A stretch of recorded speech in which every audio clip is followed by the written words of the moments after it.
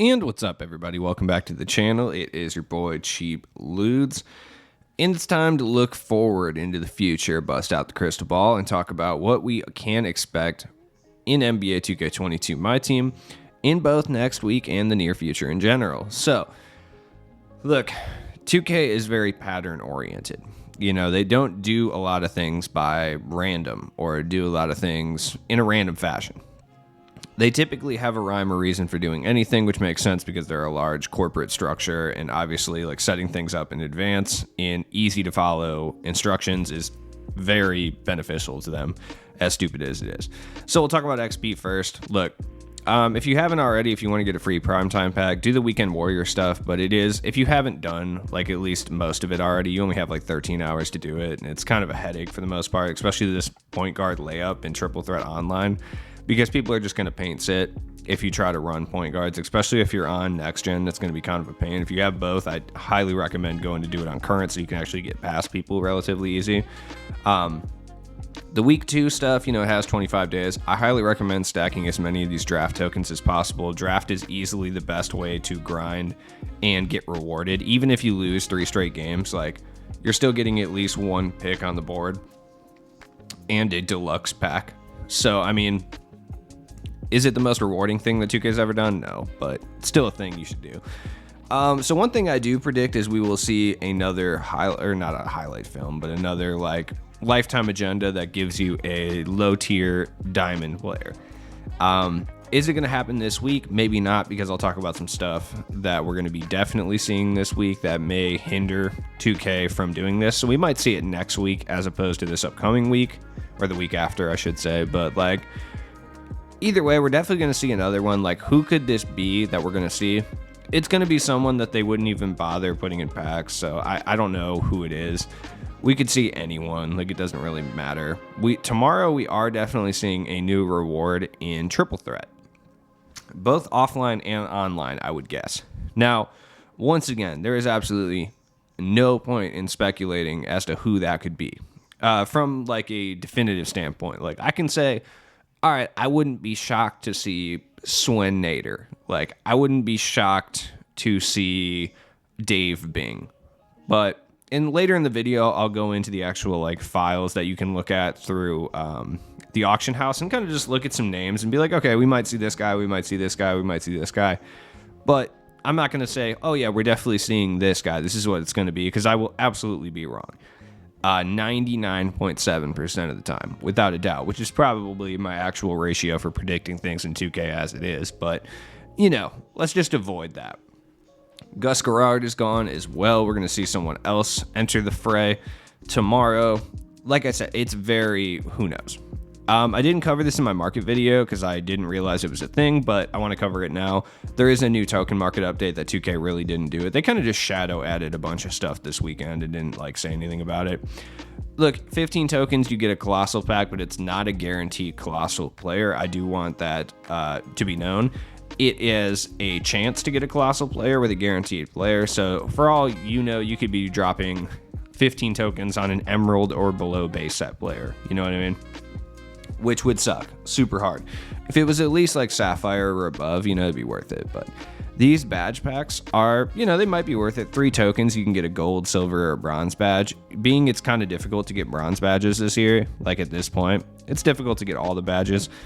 It might be worth pulling the trigger on it, but just know that it's possible you could get like Ice and Veins or like Volume Shooter, Drop Stepper, or something. Like, it's a very high possibility. But you could also get a badge that's worth some MT or worth to put it on a player. For 3 tokens, it might not be the worst idea in the world. Look, I'm not like a lot of the other creators on this platform. You know, you're watching me. I don't have a no money spent account that has 575 tokens and all of the reward players. I just don't have time to play that much at this point in my life, but I will, obviously. But just right now, I don't. Also, I just wanted to talk about no money spent stuff real quick. I fully support no money spent players and no money spent playing in general. The one thing I will say is if you're playing no money spent, you don't have to like mention it every 5 seconds. I swear you don't. Like, you don't have to change your team name to no money spent. You don't have to change your like gamer tag to no money spent. You don't have to put NMS as your thing. it's cool and I appreciate you. I just like dislike running into that every 5 seconds. So personal gripe. We are getting primetime set 3 on Tuesday. Yeah, Tuesday or Wednesday. I can never remember. It doesn't matter. Tuesday, I think. 4 p.m. probably. There is absolutely no rhyme or reason as to like trying to predict like what they're going to do. The first set had like, I think 4 current players and 2 past players. The second set was 3 and 3 even split.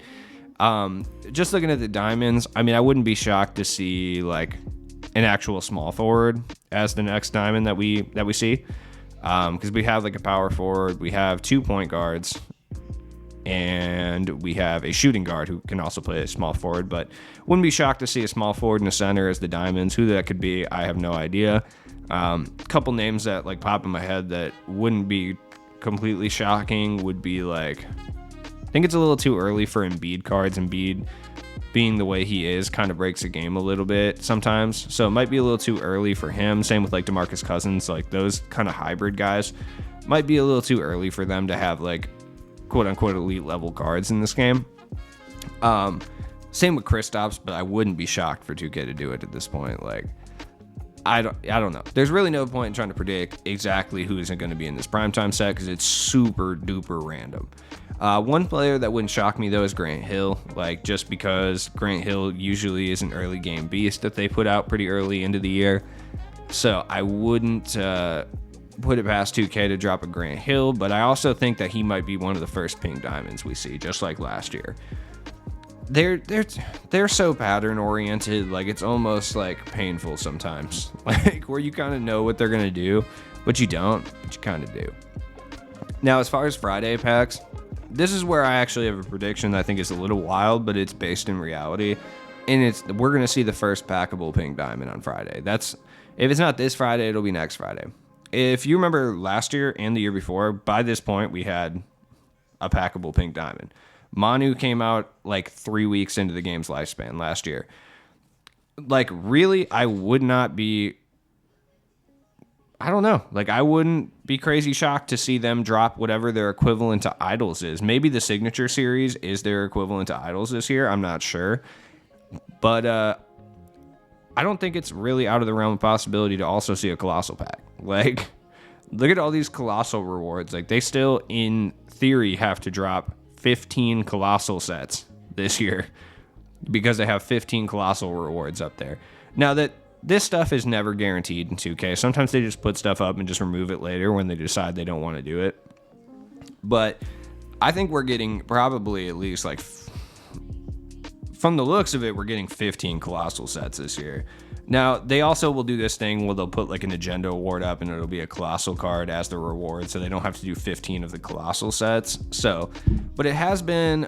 I just punched my mic on accident. Whatever. It's fine. I'll leave it in. That's how you know I'm real. At the same time, though, it's been like 3 weeks since we've seen guaranteed packs, and you know 2K does not like to go very long without like an absurdly expensive deluxe pack, so... yeah, it really could be another Colossal set. And the Colossal set itself was pretty good. I wouldn't really be that upset about it, but I hate deluxe packs. You know what it is. Now, look, if you want to look at like what players we could see in the future, just type in a letter on the auctions and just look at all the names, right? Gary Payton is always someone we get early game, so I bet we see him relatively soon, either in diamond or pink diamond form. Also, they've been just pumping point guards this year. So... Gerald Wallace, another guy we'll probably see, like an amethyst or whatever. George Mikan we might see, but I'll talk about base set and what I have to expect there. Giannis for sure. We're definitely going to get a diamond Giannis, which if you actually look at it, he's probably not even that much better than the Sapphire that we have in the base set. But at the same time, 2K will never miss an opportunity to throw Giannis, especially after he just won. Yeah, he just won the championship, finals MVP. Like, we're definitely going to get a Giannis at some point in the near future. Praying for the diamond Gorgie Dang. Grant Hill, like I said, like he will be around shortly. Maybe it'll be more into October. Hopefully we get a diamond Greg Ostertag that can shoot threes at the end of the year. This is the only thing I want from 2K. Like, let my boy Coast to Coaster Tag shine. He averaged 2.7 points, I believe, in his NBA career, but he's also sick. So honestly, 2K loves to pump out the new guys who just got drafted too. So like a Josh Giddey card is not out of possibility. And he would be pretty good in the late game of 2K, being like a 6'8" point guard. But early on, they're just going to make him really sluggish. They're basically going to do to him what they always do to Luka, make him like really decent offensively, but he's just like pudgy and slow. Oh, Dan Issel, by the way, is the other guy that I was like, yeah, he could be a triple threat reward. Like, would you be shocked if Dan Issel was triple threat offline or online? No. Hopefully it's a Diamond Dan Thunder Marley. That's what I would like, but we'll see. But yeah, I don't necessarily think that's possible, but you know what I mean? It's cool. But I mean, you can look. I mean, most of these guys we have cards for. Dave Bing, though, he just makes so much sense. Like, if I jump on 2KDB tomorrow morning and I see Dave Bing as a reward, I will be less than shocked. Same with Dave DeBusschere. Like, I will be just so, yep, that's perfect. That's exactly what I expected to happen. You know what I mean? David Thompson also, but we already have one. He is literally the reward for triple threat, but they always give us reward David Thompsons because they know nobody would ever actually open packs for David Thompson. They learned that lesson in 2K20 already.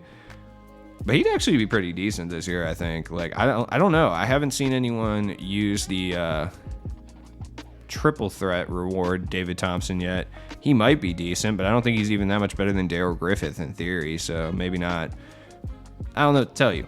Demarcus Cousins, like I said, I think it's a little too early to be seeing Demarcus Cousins and Joel Embiid and guys like that, just because they are so multifaceted that they're usually better suited for like the middle of the year when cards are kind of already like that. You know, that's when we start to get the more updated versions of those guys. It's been that way for a few years now. But if you actually look at the base sets, you can kind of get a good idea of 2K's content roadmap just by looking at the base sets, right? The thing to notice here is the most hyped players are never the Amethyst and the Rubies in the base set. Why is that? Because 2K is going to sell packable versions of those cards in the near future. That's why they're doing it. Like, it'll be a while before we get a George McGinnis. I don't know if it's going to be a while before we get like a Diamond Ben Simmons or like an Amethyst Embiid. You know what I mean? I don't think so. And I think that's why 2K does this. And you can already see it with a lot of the cards that we've gotten. Like Dwayne Wade. He was a Sapphire. We got a Dwayne Wade. Like, we're not going to get higher tiered versions of Tim Hardaway, Steve Smith, or Udonis Haslem. Possibly until like season 5 or 6 for like guys like Steve Smith. But Eddie Jones, only a gold. That's actually crazy. I'm shocked they didn't give him at least like a Ruby Eddie Jones would have been sick. But looking at the Raptors specifically, like Tracy McGrady, we're probably not going to get it for a while. He typically will break the game a little bit when he comes out. They did a good job last year with the possessed Tracy McGrady, having him not break the game. He was just good offensively, but could play no defense. But just looking at the Raptors already, like 4 of these Emerald or below cards we've already seen in promo packs. You know what I mean? Look, my boy Tracy is not far off, okay? But looking at it, we already have Fred VanVleet, Terrence Ross, Pascal Siakam, and DeMar DeRozan just in promos by themselves. Like, already. This is the reason they do these things. Like, this is the reason, if you look at the base sets, none of the more hyped players or current players are ever above a Sapphire. Because they're going to sell them to you in packs in the first 2 seasons, and that's why they don't want you to have a more usable version of that card. Like, yeah, there's dynamic duos that will, like, boost them up a little bit. We are definitely seeing our Andrea Bargnani soon. 2K doesn't go, like, more than 3 months into their game's lifespan without dropping a Bargnani typically. For good reason, too. He's like one of the best early game centers. When no centers can shoot, Bargnani is tight. Rod Strickland would be a very good guest for the next, lifetime agenda reward player, because 2K just loves giving him like really obnoxious challenges to get Rod Strickland, which we all do it, and then we all realize that he's not good. Juwan Howard's another card, like, he could easily get an Amethyst in the near future and be pretty solid. Same with like Diao. Give me my boy Jared Jeffries, dude. Jared Jeffries, he's one of those players that if he even played like a quarter of as well as he does in 2K in real life, he would have been like a perennial all-star. You know what I mean? And I know that sounds stupid because it's a video game, but just like his skill set is just so well suited for 2K play that it's like, it's crazy that he just never succeeded. I think we get like a Ruby JJ Redick soon. Lamar Odom's another early game guy. I wouldn't be at all surprised to see. Coutinho Mobley too, but he'll be more likely to be a reward or something. Same with like Ryan Highlands. We already got a Darius Miles. and a Blake Griffin. So you can, and a Chris Paul. So you can already kind of see their process at work. Like, I don't think we see anybody who's a Ruby or above in the base set. I don't think we see them for at least a little bit. I'm not saying we won't see them till like season 4 or 5, but we probably won't see them till like, season 3 at the absolute earliest. Yeah, Rudy, Jaren Jackson. Oh, Bryant Reeves is a Sapphire. Okay, let me get him, 2K. Let me get Big Country. Like, the one notable exceptions to this might be Karl Malone and John Stockton, because 2K doesn't really wait too long to drop those guys typically. So we could see them a little bit earlier than we see any of the guys who are like Amethyst or Rubies. But possibly they could be holding off on them for a while. Look, we're going to get a glitch point guard at some point that's going to be stupid. Like, absolutely stupid. I don't know who it's going to be, but we're going to get one. Doug Christie would be another card I would expect to see soon. De'Aaron Fox, probably. Ben McLemore, the Emerald GOAT last year, besides DeQuan Cook, that is. But, like, yeah, I mean, just looking at this, we got James Worthy. There was a Wilt Chamberlain for sure. Kuzma, I don't know, it'll probably be a while before we see him. But Kobe, probably a while before we see him, too. He usually is a little too good to drop this early. My boy AC Green, famous virgin, love it.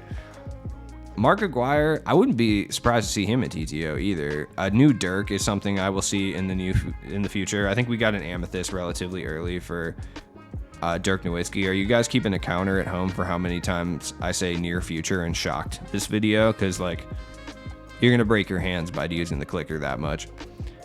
As always, it's been your boy Cheap Loots, just trying to provide you with some context on what we're going to see later in the season and within the next week or so. So hopefully this helped you mentally prepare, like a test or whatever. But as always, I'll be back with more videos. I appreciate all you guys. Like the video, dog. Peace.